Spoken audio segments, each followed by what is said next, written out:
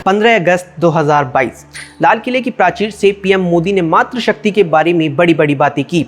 जनता ने सुना और उन शब्दों को अपने उदर में पचा पाती कि गुजरात से होश उड़ा देने वाली खबर आई कि गुजरात की सरकार ने बिल्किस बानो के दोषियों को रिहा कर दिया। 11 दोषियों ने 15 साल की कैद पूरी कर ली थी और गुजरात सरकार कानून के मुताबिक उन्हें रिहा कर सकती थी।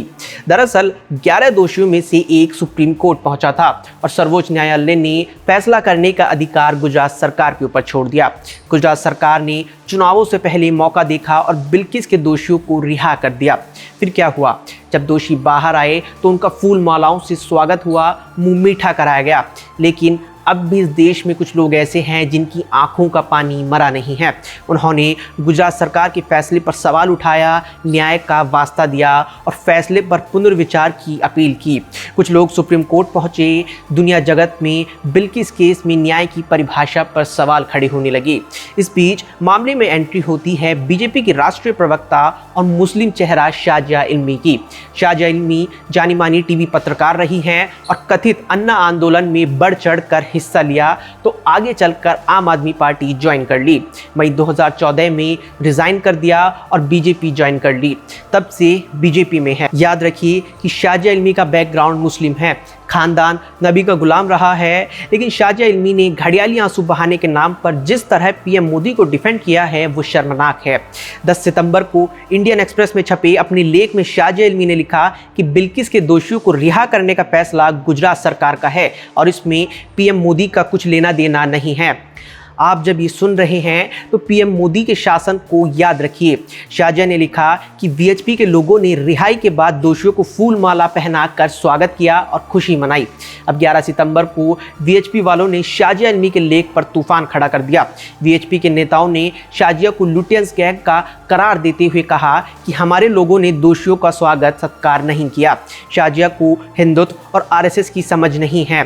बाद में शाजिया ने ट्विटर पर अपने लेख का बचाव किया और कहा कि उन्होंने लेख में पीएम मोदी और वीएचपी के संबंधों में तनाव की बात जो लिखी थी वो प्रवीण तोगाड़िया की समय की बात थी और तब पीएम मोदी गुजरात के मुख्यमंत्री हुआ करते थे। इसे 2022 के संदर्भ में लागू नहीं किया जाए। शाजिया के लेख पर बीजेपी की ओर से कोई आधिकारिक बयान तो नहीं आया, लेकिन मीडिया रिपोर्ट्स में खास करके इंडियन एक्सप्रेस से बातचीत में नेताओं ने अपना नाम ना बताने की शर्त पर कहा कि बिल्किस केस में दोषियों की रिहाई के बाद पीएम मोदी घिर गए थे और इस लेख से पीएम मोदी की छवि को रिकवर होने में मदद मिलेगी। वहीं कुछ लोगों ने ये भी कहा कि वीएचपी पर जिस तरीके से शाजिया इल्मी ने आरोप लगाए वो बीजेपी और वीएचपी के रिश्ते के लिए ठीक नहीं है।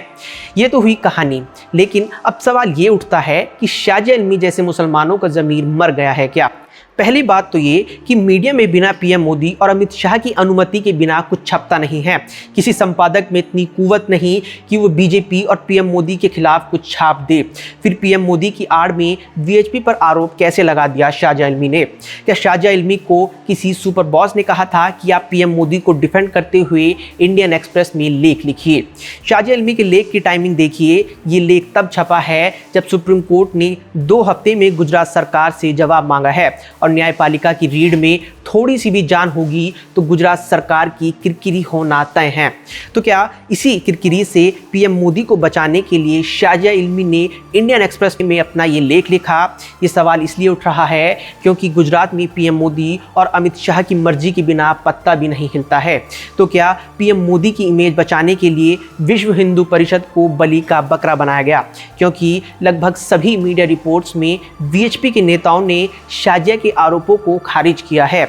हालांकि वीएचपी का मुसलमानों के प्रति स्टैंड सबको पता है, फिर भी जिन शब्दों में और जिस ताव से उन्होंने शाजिया इल्मी के लेख पर बीजेपी से स्टैंड क्लियर करने को कहा वो चौंकाता है। ये बताता है बीजेपी अब फंसने लगी है और सम्राट को बचाने के लिए गुर्गों को मुर्गा बनाया जाने लगा है। सम्राट जैसे जैसे फंसेगा राज दरबार को कोलाहल बढ़ेगा। लेकिन ये पता लगने में थोड़ा वक्त लगेगा कि शाजिया किसका मोहरा है, क्या उसी का जिसको डिफेंड किया है। शाजिया को खुद से ये सवाल ज़रूर करना चाहिए कि उनके लेख से बिल्किस बानो को न्याय दिलाने में कितनी मदद मिली। समाज और सियासत के मुद्दों पर 2 टूक विश्लेषण के लिए वीडियो को शेयर करें, चैनल को सब्सक्राइब करें और अपनी प्रतिक्रियाओं से हमें अवगत कराएं। आप सबका धन्यवाद। नमस्कार।